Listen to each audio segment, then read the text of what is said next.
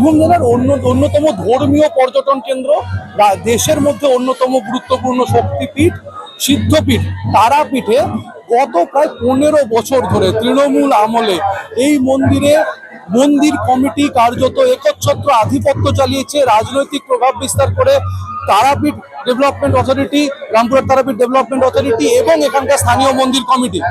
কিন্তু সরকার বদল হওয়ার পরেই, 15 বছরের তৃণমূল সরকার বদল হওয়ার পরেই বদল এসেছে মন্দির কমিটিতে। গত 1 জুলাই একটি মন্দির কমিটি তৈরি হয়েছে এবং সেখানে স্থান পেয়েছেন হাসনের থেকে যিনি বিজেপির প্রার্থী হয়েছিলেন, সেই নিখিল বাবু, তিনি হয়েছেন সভাপতি এবং এখানকার সেবায়ত কমিটির অন্যতম সদস্য পুলক বাবু, তিনি সম্পাদক পদে এসেছেন এবং এসেই তারা একগুচ্ছ নতুন সিদ্ধান্ত নিয়েছেন মন্দির পরিচালনার ক্ষেত্রে।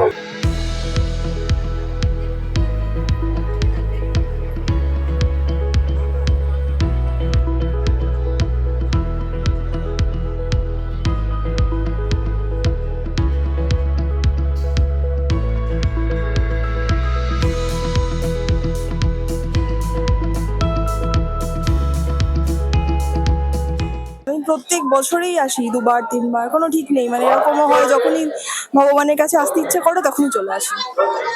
গত 15 বছর ধরে বারবার একটা অভিযোগ করে তারাপীঠ মন্দিরে সাধারণ দর্শকদের জন্য, সাধারণ মানে ভক্তদের জন্য একটু সমস্যা, ঠেলাঠেলি, ভিড়। হ্যাঁ ছিল, প্রচুর ছিল, ভিআইপি লাইন। একদম। এবার কি পরিবর্তন কিছু দেখলেন? হ্যাঁ, অবশ্যই খুব সুন্দর পুজো দিয়েছি, খুব সুন্দর দর্শন করেছি। এমনকি বেশি একটা যে খুব ভিড় হয়েছে তা সত্ত্বেও, যে ভিড় হওয়া সত্ত্বেও যে এত সুন্দর করে বের করেছে, ম্যানেজ করে পুজো দিয়ে, মানে সেটা অনেক বছর বাদে পেলাম। এরকম মানে অনেক বছর কি, আমি আগে কোনোদিনও দেখিনি এত সুন্দর এখন পুজো দিলাম এবারে। আর কিছু নিয়ম ছিল, মোবাইল ব্যবহার না করা, কিন্তু অনেকে এবার তো মোবাইল, হ্যাঁ এবার দিয়েছে, মোবাইল নিয়ে ভেতরে ঢুকতেও দিয়েছে, ছবি তুলতেও দিয়েছে। আর সব থেকে বড় কথা, মন্দিরের ভেতরটা ভীষণ পরিষ্কার লেগেছে। অন্য বাড়ির থেকে এবারের মন্দির অনেক বেশি পরিষ্কার পরিচ্ছন্ন বলে মনে হয়েছে। নতুন যে কমিটি এসেছে, যেটা হয়তো আপনাদের জানার কথা নয়, কিন্তু হ্যাঁ, বদল হয়েছে। আচ্ছা, তারা আসার পরে কি পরিচ্ছন্নতা? হ্যাঁ মনে হচ্ছে মন্দিরটা দেখে বা ভেতরে গিয়ে মনে হচ্ছে যে অনেকটাই পরিবর্তন হয়েছে। এবার এত ভালো করে পুজো দিয়েছি আমরা ভাবতে পারিনি। এতদিন এসে একটা মানে কি বলবো, তারাপীঠ সম্পর্কে একটা অন্যরকম ধারণা ছিল। এইবার এসে সত্যি খুব ভালো লাগলো, এত ভালো পুজো দিয়েছি।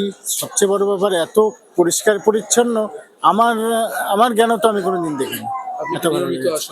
হ্যাঁ, মোটামুটি বছরে 1-2বার আসা হয়ে যায়। নতুন কি দেখলেন? দু একটা বিষয় যদি নতুন বলতে সবচেয়ে ভালো দেখলাম এই যে সিস্টেমগুলো, যে লাইন দিয়ে পুজো দেওয়ার যে সিস্টেমগুলো, যে এত খুব বেশিক্ষণ আমাদের সময়ও লাগেনি, এত সুন্দর সিস্টেমিকভাবে যে ব্যবস্থাগুলো হয়েছে। নতুন মন্দির কমিটিকে ধন্যবাদ। আচ্ছা, মোবাইলে ছবি তোলা আগে প্রচুর হতো, এবার কি দেখলেন? এবার তো আমার কাছেও মোবাইল ছিল, কিন্তু আমিও ঠিক মানে মানে চারদিকে এত নির্দেশ আছে, আমিও খুব একটা সাহস পাইনি ছবি তুলতে। তবে ছবি তুলতে না দেওয়াই ভালো। ভক্তদের জন্য বলছেন অনেক বেটার হয়েছে, অনেক বেটার হয়েছে। দীর্ঘ প্রায় 15 বছর ধরে মন্দির কমিটি নিয়ে প্রচুর অভিযোগ, প্রচুর অভাবের জায়গা এবং বদল না হওয়া নিয়েও একাধিক কথা উঠেছে। এই যে বদলটা এলো, এটার পরে মন্দিরে সামগ্রিক কি বদল আসবে, আপনাদের কি পরিকল্পনা রয়েছে? প্রথম কথা হচ্ছে 2009 সালে, তখন আমি মন্দির কমিটির ক্যাশিয়ার ছিলাম। তখন 2 বছরের জন্য কমিটিটা চেঞ্জ হয়। যেই 11তে আবার সরকার চলে এলো, মানে তৃণমূল সরকার চলে এলো, তো সেই কমিটিকে ছুঁড়ে ফেলে দিয়ে বর্তমান যারা কমিটিতে ছিল তারা দীর্ঘদিন প্রায় 15 বছর ধরে এই কমিটিটা ছিল এবং এই কমিটি নিয়ে বর্তমান যিনি সভাপতি নিখিল ব্যানার্জি এবং আমি, এটা নিয়ে বহু বিস্তর অভিযোগ আমরা করেছিলাম।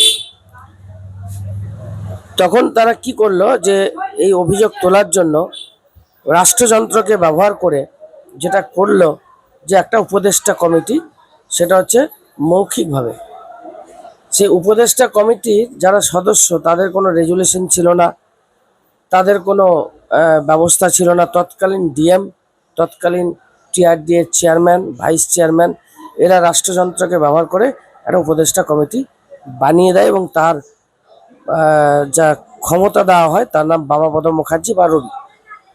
এবার তিনি কি করতে লাগলেন, মন্দিরের এককভাবে মানে কাজ শুরু করলেন।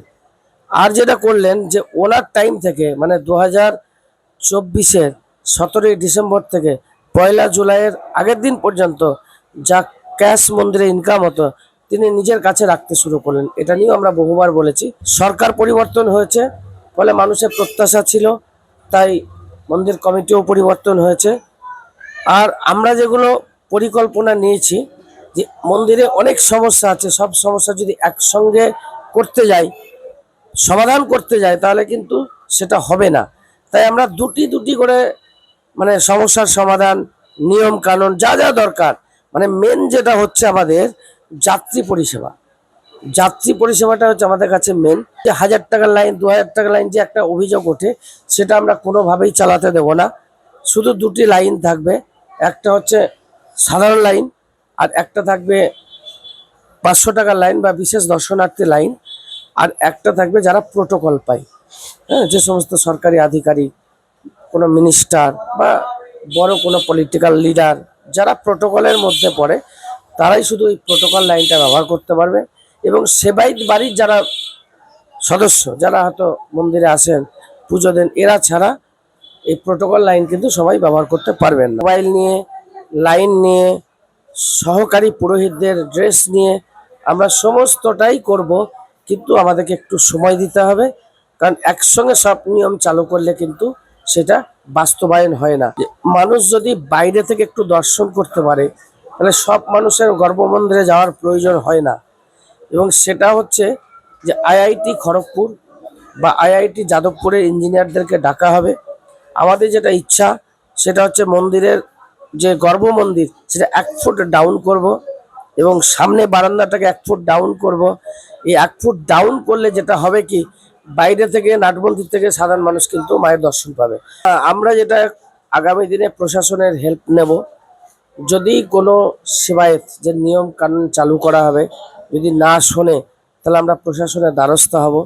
এবং এই যে মন্দির কমিটি গঠন হয়েছিল সেবার সঙ্গে সুবিধার্থে, যারা যজমান যাত্রী তাদের সুবিধার্থে সেবাই সংঘ আজকে প্রায় 50 বছর আগে তৈরি হয়েছিল, শুধুমাত্র যাত্রীদের পরিষেবা দেওয়ার জন্য। এবং সেই সেবার সঙ্গের একটা নিয়ম ছিল, সেই নিয়মটা প্রতি বছর সাধারণ সভা হবে। সেই সাধারণ সভায় কমিটি হবে সর্বসম্মতিক্রমে সবারই মতামত নিয়ে। সেই কমিটি 2 বছর থাকতে পারে, যদি সাধারণ সভা অনুমোদন দেয়। খুব বেশি হলে 3 বছর থাকতে পারে। সেই নিয়মকে বুড়ো আঙুল দেখিয়ে সেবায়তদের একটা অংশ প্রশাসনের মদতে ক্ষমতা বলে ওরা দীর্ঘ 18 বছর ধরে এই মন্দিরকে গণতান্ত্রিকভাবে না চালিয়ে অগণতান্ত্রিকভাবে চালিয়েছে, শুধুমাত্র প্রশাসনের মদতে। নতুন কমিটি আবার একই রকম ভাবে রাজনৈতিক মদতের অভিযোগ উঠবে না তো? আপনারা সেটা কিভাবে মেনটেন করবেন যাতে রাজনীতি এবং মন্দির কমিটি দুটো আলাদাভাবে থাকে? দেখুন, যে সাধারণ সভা আমরা ডেকেছিলাম, যে নতুন কমিটি গঠন হয়েছে, সেখানে আমরা প্রথমেই ঘোষণা করেছি যে এই কমিটি 1 বছরের জন্য তৈরি হলো। পরবর্তীকালে সাধারণ সভা যদি এই কমিটিকে আর 1 বছর অনুমোদন দেয়, তাহলে দায়িত্ব পালন করবে। কিন্তু কোনো মতেই অনুমোদন দিলেও 2 বছরের বেশি এই কমিটি দায়িত্বভার নেবে না। নতুন নতুন কি কি নিয়ম তৈরি করা হচ্ছে এবং যেগুলো মানতে হবে সকলকে, মন্দির কমিটিকে এবং দর্শনার্থীদেরও? দেখুন, আমরা একটা প্রাথমিক নিজেদের মধ্যে আলোচনা করেছি যে আমরা মন্দিরে কিছু কিছু নিয়ম চালু করব। সেই নিয়মগুলো এখন নিজেদের মধ্যেই আলোচনার মধ্যেই আছে। সেটা পরবর্তীকালে সাধারণ সভা ডেকে সবারই মতামত চালু করব।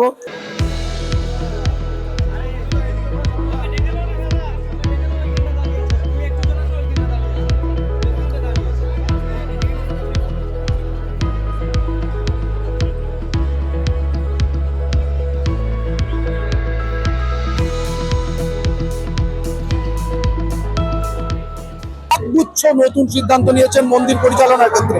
এক নতুন সিদ্ধান্তগুলির মধ্যে বেশ কিছু সিদ্ধান্ত আগেও ছিল কিন্তু তা কার্যকর হয়নি। যেমন আগে তৃণমূলের প্রভাব খাটিয়ে অনেকেই এখানে স্থানীয় দর্শনার্থীদের ঘন্টার পর ঘন্টা দাঁড় করিয়ে রেখে তারা বিশেষ লাইনের ব্যবস্থা করে সেখানে মায়ের দর্শন করতেন। মূর্তি ছোঁয়ার ক্ষেত্রে যে সমস্ত নিষেধাজ্ঞা ছিল সেগুলোও মেনে নেওয়া হতো না, এবং মোবাইলে ছবি তোলা নিয়ে যে নিষেধাজ্ঞা রয়েছে তাও মানা হতো না। কিন্তু নতুন কমিটি স্পষ্ট করে জানিয়েছে মোবাইলে ছবি তোলা যাবে না, ছবি তুললে নির্দিষ্ট জরিমানা করা হবে। মাকে ছোঁয়ার ক্ষেত্রে এবং লাইনের ক্ষেত্রেও নির্দিষ্ট নিয়ম মানা হবে। শুধুমাত্র একটি বিশেষ লাইন এবং প্রোটোকল লাইন, অর্থাৎ মন্ত্রী, সাংসদ এই ধরনের যারা বিশেষ প্রোটোকল পান তারা ছাড়া কেউ প্রত্যেকে সাধারণ লাইনে মায়ের দর্শন করবেন, সাধারণ দর্শনার্থীদের মতন। এরকম আরো একাধিক সিদ্ধান্ত নিয়েছে মন্দির কর্তৃপক্ষ, যা ধাপে ধাপে সেগুলোকে ইমপ্লিমেন্ট করা হবে বলে জানিয়েছেন। তারাপীঠ থেকে বিপিন পালের সঙ্গে সৌরভ চক্রবর্তীর রিপোর্ট, প্রতিদিন.in।